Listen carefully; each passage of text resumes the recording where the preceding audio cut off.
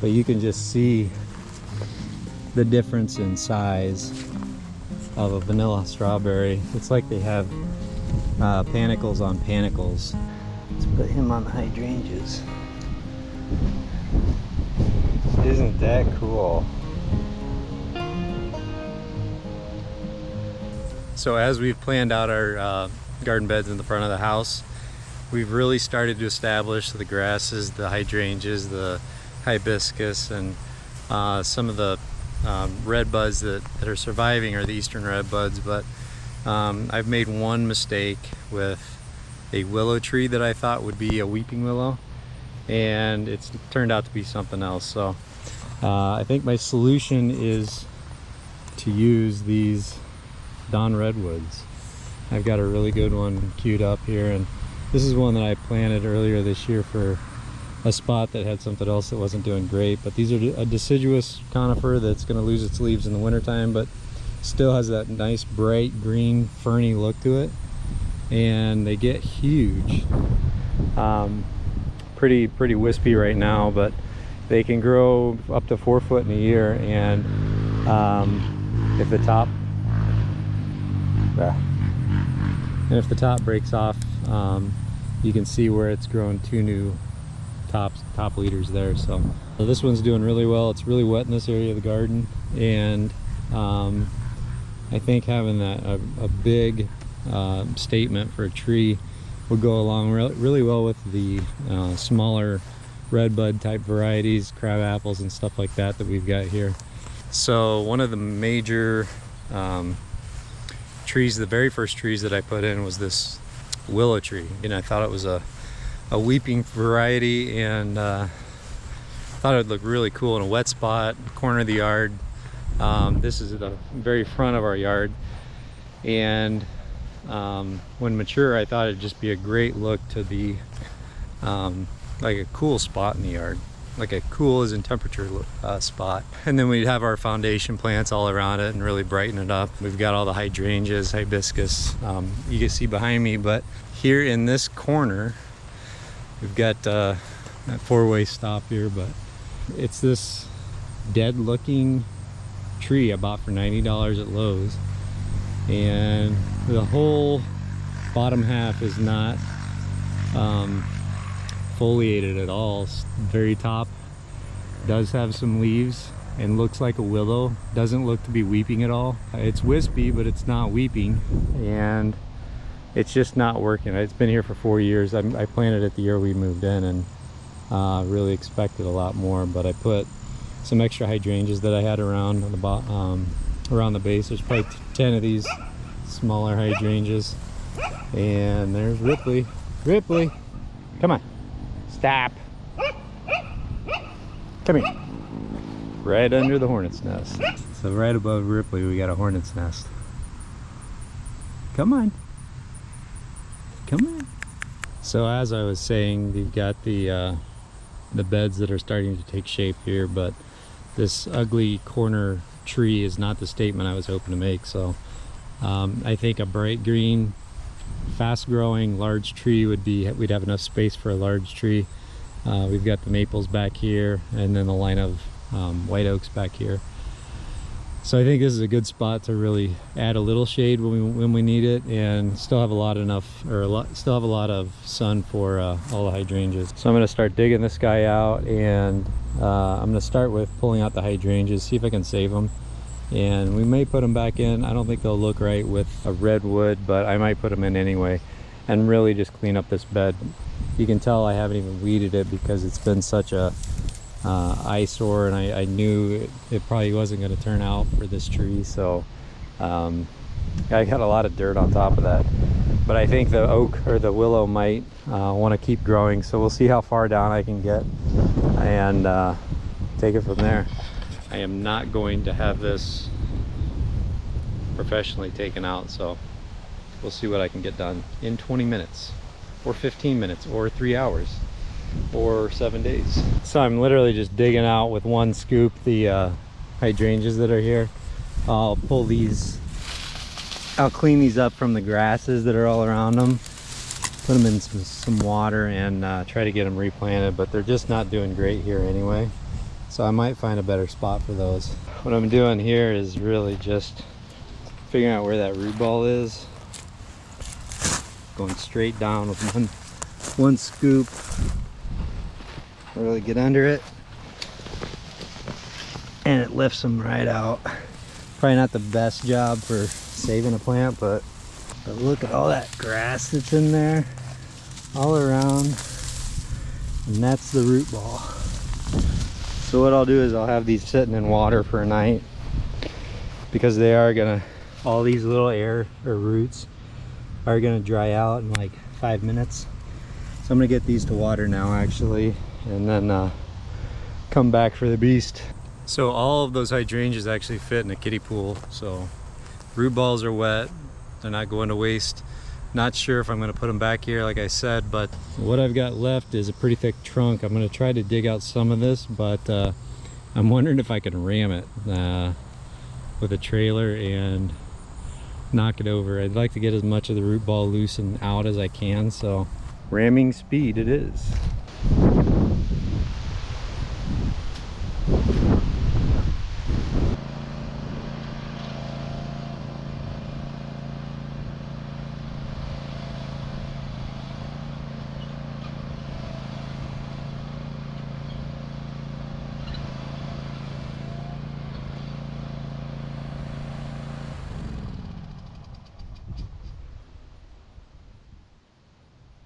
Well, it's actually got some play, but still, it's a little crooked now actually.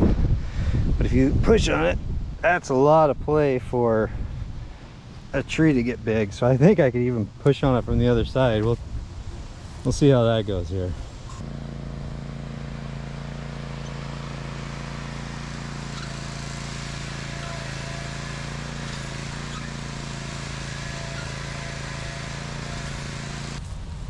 I'm Adam, and this is how to properly take down a tree.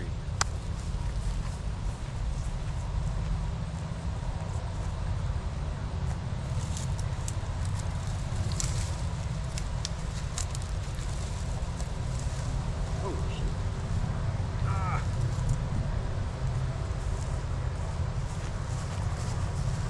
Pause. There's a small, actually, there's a first praying mantis of the season. Oh, I almost stepped on him. Sorry, dude. Isn't that cool?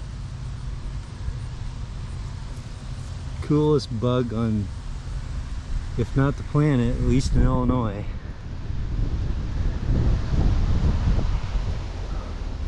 See if we can get him somewhere else. Come on.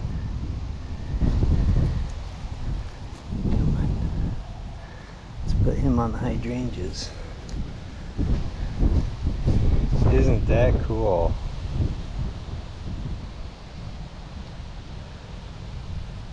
It's probably not liking the color, but at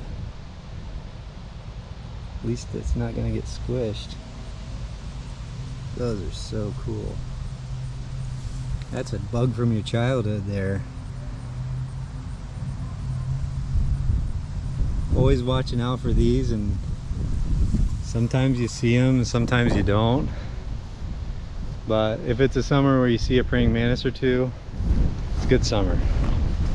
Anyway, back to professional tree maintenance.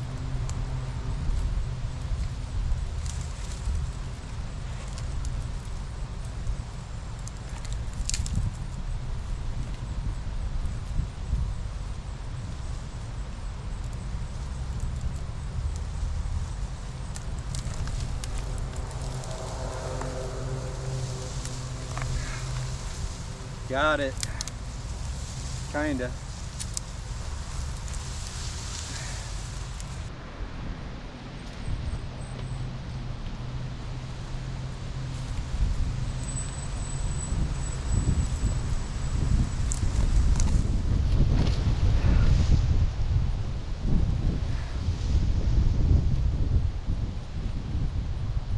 Well,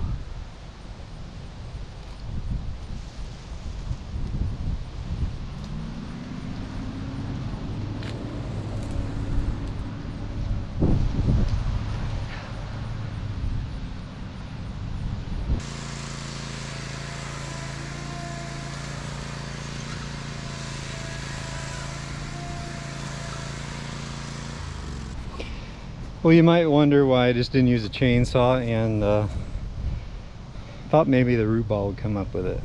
It's only 4 years old. It didn't, and you can kind of see where it broke a few roots. I mean, it took a few out, but everything else snapped down there. So I think I'm just gonna start limbing it up and try to dig out what I can.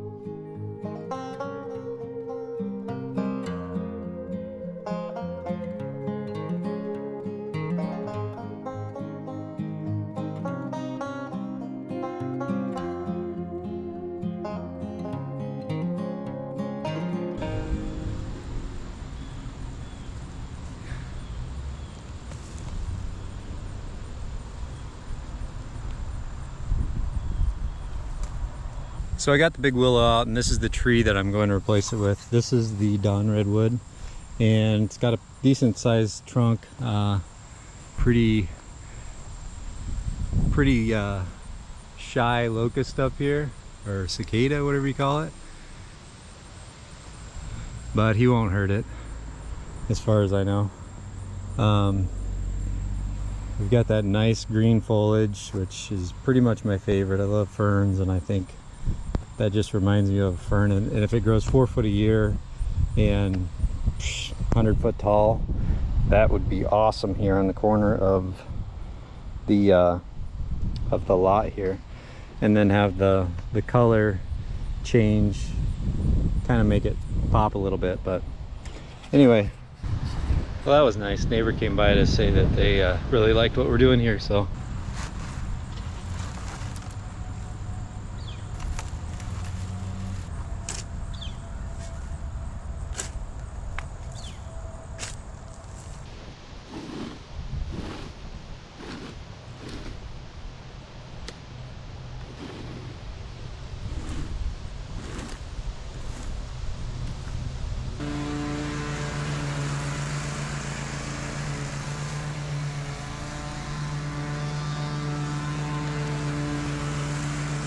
So that took just a little bit under 2 hours to complete the tree removal and planting that new redwood. But I thought we'd do a quick front yard kind of garden tour of what we've done in the last year. This is the first year I've got to see any of this, and I always plant like the worst off, most hospital-ridden plants that I can find, and so I planted about 65, 70 limelights in curious rows in the front yard, but I'll go through my vision here in a minute. But here is kind of the front of how you would see it from the road, and I've got fingers going down each side, and here we've got pretty much the same thing on each side, and then the front corner here has got this walkway. Hopefully it'll be green next year, and we've got a Dawn Redwood, and it doesn't look great just because it's my last one that's really plantable, not bonsai quality here. So there's actually, it's not dead there, but it's got a nice leader at the top. It's been sitting in water for a few days, so it's well hydrated. It's really dry soil here, which I was kind of surprised with how much water we've gotten. So I really like what the redwood is going to add here. It's going to be 100 foot. These are 80 foot oaks right here, so it'll be even taller here on the corner, and it'll reach out quite a bit. But until then, I've got a lot of sun-loving plants as far as each of these garden beds. I've got, most of them have a desire hardy hibiscus on each end, and these are, some of these are even bigger than this, but the big dinner plate hibiscus, and they'll grow and bloom one day and it'll pop off, and there'll be 4 or 5 more on each branch all summer until really October. And then behind that I've got 6 I think it's 6 limelights in each one, for the most part, planted way too close together. But these are going to be 9-foot blooms in maybe another year, 2 years. So this is the first year they've really bloomed. First year they've really put on a lot of growth, and we've got kind of a good foundation for next year. So this is really how stocky 1 year's growth should be.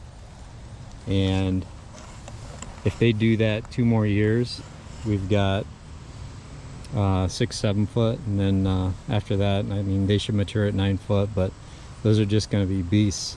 And between each of these rows, I kind of want that walkway of grass. I don't want it a complete hedge where you can't see the house.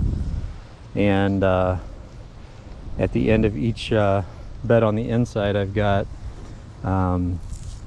maiden grass, which has that nice green line down the middle, or white line down the middle.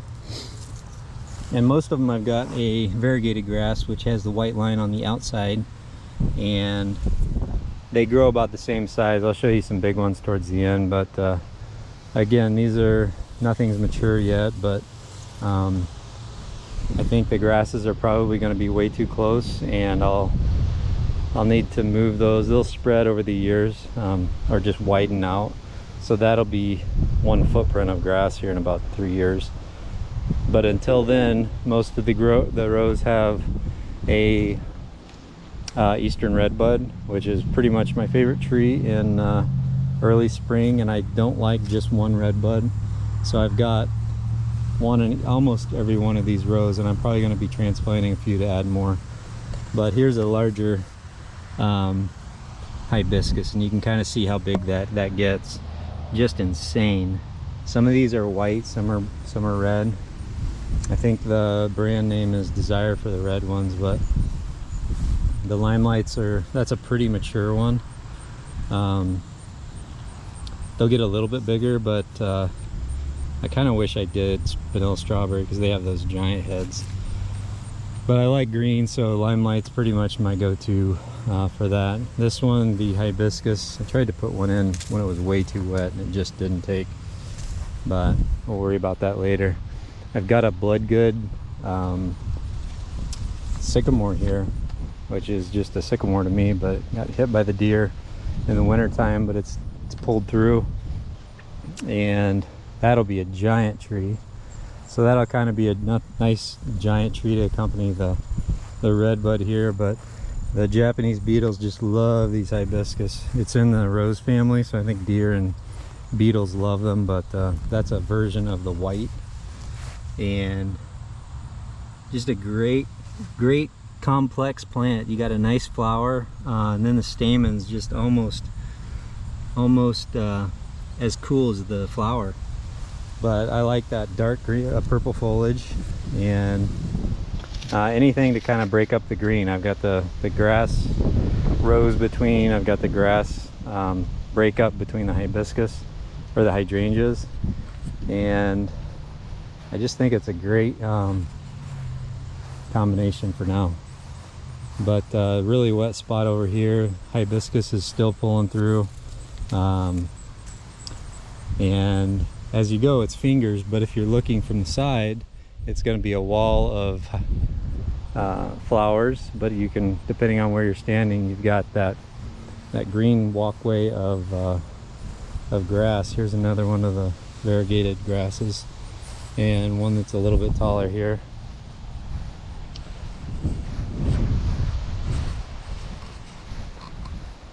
Same thing on this side. The eastern redbud is, I don't know if it's probably a little too wet for them, but they're making it. I think they'll be okay. And as the hydrangeas grow up, hopefully they'll use some of the water and kind of distribute that throughout the soil. This one's kind of slow, it's just getting started, but still a nice hydrangea. These are a lot shorter, I don't know why, but and this one's not doing too great, this eastern redbud.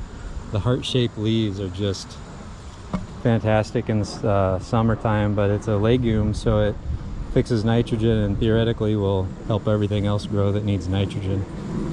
I've got my 3 grasses and kind of a sparse, oddly shaped bed here, but really that's kind of the theme as I go through these. And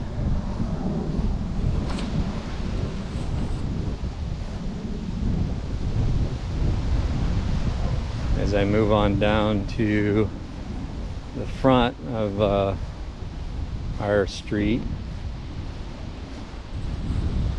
got our redwood, another finger, and again this is kind of the focal point of the front of the house, or the corner of the roads. And as you go down this way, you've got the same thing, and we've got a white one here that's a little bit different. It's got a darker center, almost just a perfect flower though, and it's got a little bit different stamen on it, if you can kind of see that. But Japanese beetles getting ready to feast on it. But everything started blooming kind of late this year, and in this finger I made a mistake and thought I would fill these and connect them. I put a lot of coneflowers in and another couple hibiscus, it looks like. We've got our red buds on each side in the fingers, but I think I'm going to take this out, put the grass back in order, and the same thing over here. This is where I started filling in one of the grass lanes, and it's just too wet. I've got coneflowers or the echinaceas just struggling here. The deer love them. The deer hit this every morning, and they don't touch the hydrangeas, or oddly enough the hibiscus are doing okay, but I think I like the grass lanes better there. And this is one of the front focal beds here. I've got the crabapple. None of the crabapples are doing great this year. The oak leaf hydrangeas are just dying like crazy. I've got a vanilla strawberry, which doesn't look great either, but this is one of my favorites. It'll grab 18-inch blooms when they're mature. I've got some larger ones back here that are doing a lot better, but you can just see the difference in size of a vanilla strawberry. It's like they have panicles on panicles, and they just get massive. So next year I'm expecting this to be really big, and you can just see against my hand how big that potentially will grow. So this gets a little shade from that large variegated grass here, but so this is what they look like mature. This is about 4 years old, but in September they'll grow plumes of seed heads, which are pretty cool. And then in the front of the bed we've just got more hardy hibiscus. These are my oldest hibiscus. Get out of the sun there, but beetles are beating them up pretty good. And this is the original bed back there, which has become a nursery of chaos. But on this side there's some really interesting it's a daffodil. It's not hardy, it's like a daffodil. We'll see what blooms from that this year. I was supposed to dig that up. I had a few of them, but they all died but that one. Here's a pink version, which is probably my least favorite, but I still am always gonna like iterations of hibiscus. It's got a lighter foliage. It's not that dark purple like you'll see over here on this Desire, but I think this is a Phantom, which is just a smaller version of Limelight as far as I'm concerned. One of the older types of paniculata, but These are some of the, what are they? Endless summer variety type. I don't know if it's I think it's an older version of bloomstruck, but they die down every year, so they have a lot of work just growing leaves before they can bloom. There's a vanilla strawberry back there that will be about 8 foot tall. Huge blooms, largest of any of the blooms I've got.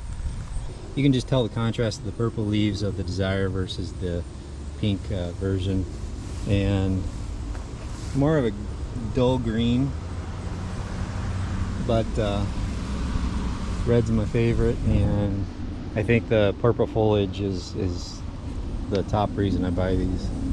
Another crabapple, more smaller hibiscus that are struggling here. This was a oak leaf hydrangea, just none of them did well this year. The Ruby Falls died this year, so I'm down to one left. And it's not that it dried up, it just, I don't know if it's too wet or if it just, I don't know, I just can't seem to grow them. And then the last bed here is kind of the same thing. I've got 3 limelights back there that are not huge yet. 2 of the hardy hibiscus, not sure which kind because I kind of added on at the end of last year. And then lots of grass. I've got these are just maiden grass, and then I've got the point of variegated miscanthus, kind of the same thing but a little bit broader leaf. And then over here I've got one of my Dawn Redwoods, which is hands down my favorite right now as far as deciduous non-flowering trees, I guess. Again, this whole area of the yard just floods, so I gotta really focus on water loving plants. So that's pretty much what the front of the yard looks like this year. Putting everything in took a lot of effort last year, just digging holes. This ground is so hard and clay and rocky, and I amended most of the soil but not all of the holes I dug, which is not great. And you can just see how much water is just standing there. It hasn't rained in probably 5 days, so we've got a lot of low-lying ground here. Here's a yellow magnolia that I think it bloomed this year. I planted it last year, and I forgot that I had a Ruby Falls here that I dug out and put another yellow magnolia. So it's not quite symmetrical in what's in each bed, but it's mostly each bed has a eastern redbud. This one has a yellow magnolia, just because one magnolia doesn't look great because they bloom so early. So I have the pair there that will hopefully add some color early on, about spring. April 15th is when they typically bloom. But this is the back side of the bed that I tried to have the idea of connecting. And again, I'm gonna have to dig out this hibiscus and see if I can save some of these coneflowers and echinaceas, because I just don't think it's going to I don't know if I like giant beds as much as individual beds with some grass in between. And once this tree gets large enough, we'll have plenty of shades where we can start putting in some shade plants and get more into hostas. I tried to plant a lot of hostas this year, but they can't handle the sun, and we got a lot of sunburns and dead hostas. So I think next we'll do a garden tour in the back and kind of show what's changed back there, what I've done this year. These front beds have been the biggest change in the last year, so I thought that would be the most interesting to see. So we'll hit some of the other beds next time, and looks like we've got some company here, so we'll see you next time. Thanks. What's up, buddy?